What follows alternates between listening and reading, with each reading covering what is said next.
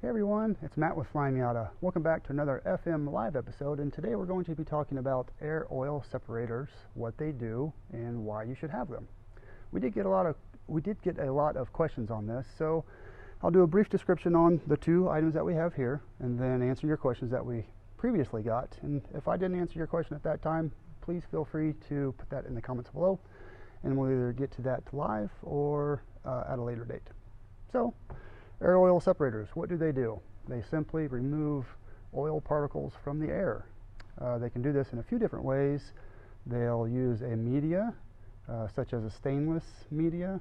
They can use a coalescent filter, and they can also do this procedure by channeling the air differently. So, Moroso is one of the air oil separators or catch cans that we offer. We'll usually install these on NA and B style cars, and it's a very simple design. We'll have an inlet and an outlet, and it really doesn't matter, it's not directional. Have a screw off bottom end, so that's where the oil is going to collect, which you'll probably need to change, or I should say check. It's going to differ from each car, so I would say 1,000 miles to start out with, and then you can kind of vary your intervals after that. It could be you don't need to do it for 2 oil changes, but I would start off at 1,000 miles. So simple design here. In and out, we have this stainless media that you can see. Well, maybe you can see it better there. So the air is going to be pushed through here. The media is going to mostly grab a hold of the oil, and it'll fall down through this slight perforated chamber into the catch can. Pretty simple. The other type that we have is from Verus. It's more of a complex design, not in a bad way. We have multiple inlets and outlets, so that'll help us. Instead of having to install 2 catch cans individually, we will install one that can do the same job. So, like I mentioned before, these are coalescent filters for removing oil or trapping oil that'll drip down into the channels with the air still. The channels give it more surface for the air so that the oil can collect on them.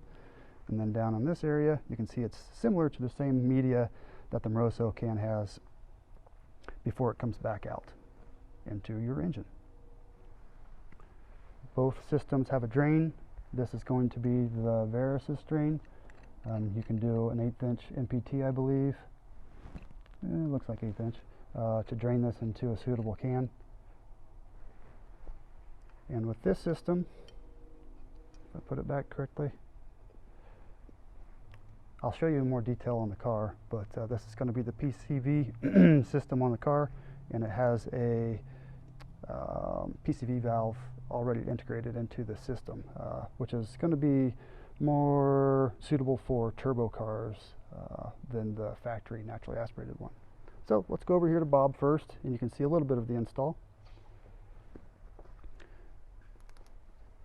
Our kit comes with pre-length hose, so you can mount it to the firewall here, or it looks like we've mounted it to the bracket if your washer bottle isn't there, or I guess that would be your ABS valve also. So pretty simple. So after your PCV valve will come into one of the ports, exit, and go right back into the intake, just like we just simply teed this system into the factory line that would have been right here.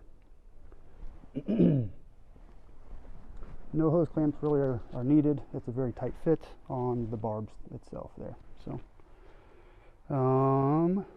let's see, what else? Sometimes we have a secondary unit that we can mount here to do the same thing on this side if you're getting excessive oil into your turbo inlet.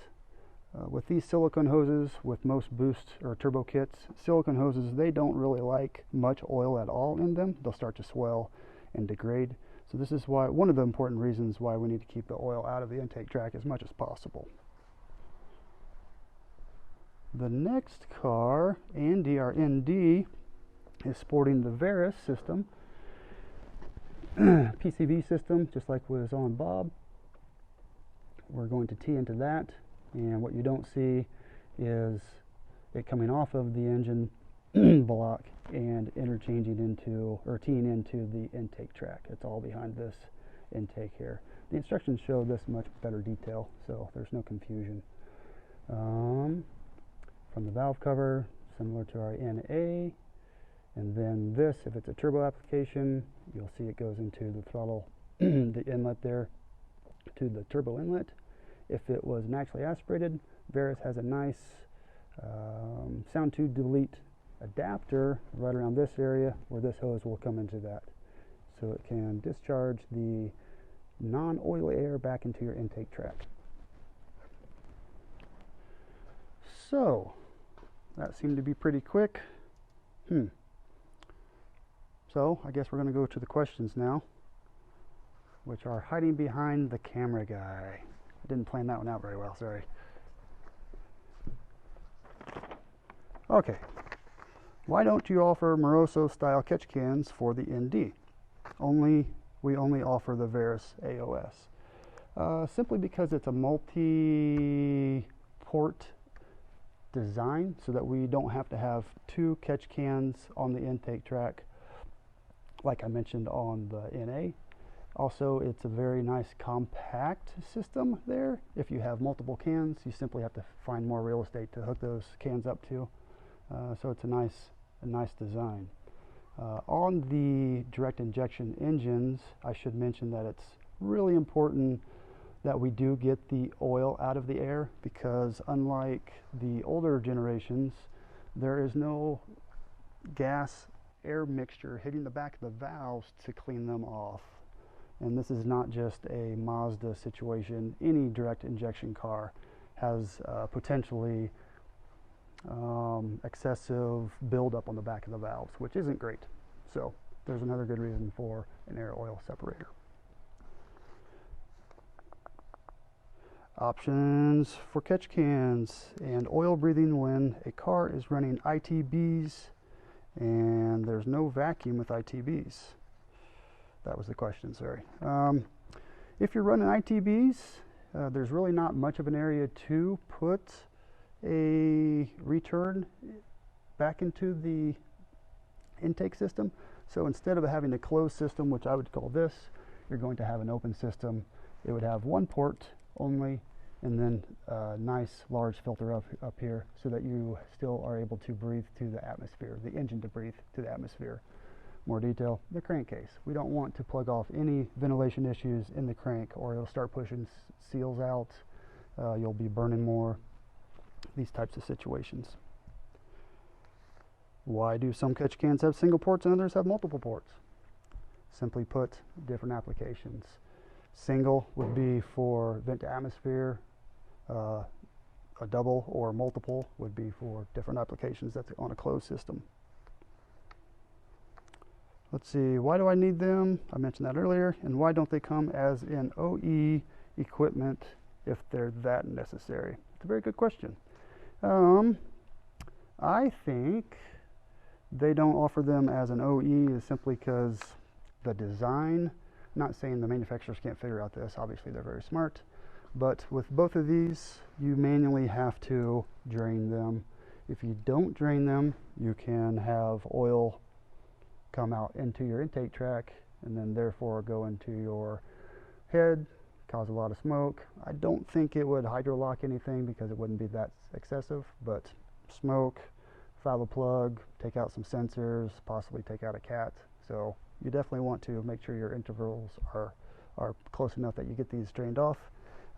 Sorry, straightened off there. So my reason for why the OEM doesn't have one is just simply they're not going to ask you to, hey, every so many thousand miles, why don't you dump your oil catch can? So I just don't think it's practical for the end consumer. I assume these aren't needed for non-turbo setups. Well, they help non-turbo cars probably the most, but naturally aspirated cars can benefit them also, simply the same reasons that I mentioned for the turbo cars.